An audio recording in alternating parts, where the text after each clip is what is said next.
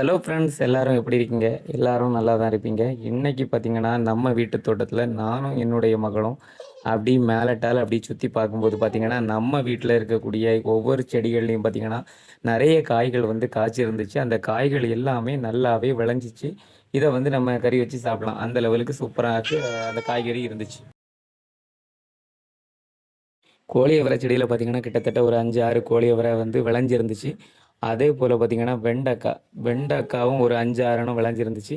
மாரி பீன்ஸ், அந்த பீன்ஸ் பார்த்தீங்கன்னா, ஒரு 4 எனம் விளைஞ்சிருந்துச்சு. ஆனா, அது ஒரு ஹைட்டா இருந்துச்சு. அதையும் பறிச்சோம். ரொம்பவே விளைஞ்சிருந்துச்சு. அதுக்கப்புறம் பார்த்தீங்கன்னா, நம்ம வீட்டு தோட்டத்தில இருக்கக்கூடிய மொளகா செடியில கிட்டத்தட்ட ஒரு 10, 11 மொளகா வந்து சூப்பரா காய்ச்சி விளைஞ்சிருந்துச்சு. இந்த மிளகா என்னன்னு பார்த்தீங்கன்னா, நம்ம நாட்டு மொளகா. நீளமா வரும். சூப்பரா இருக்கும். இந்த குண்டு மொளகா இல்ல.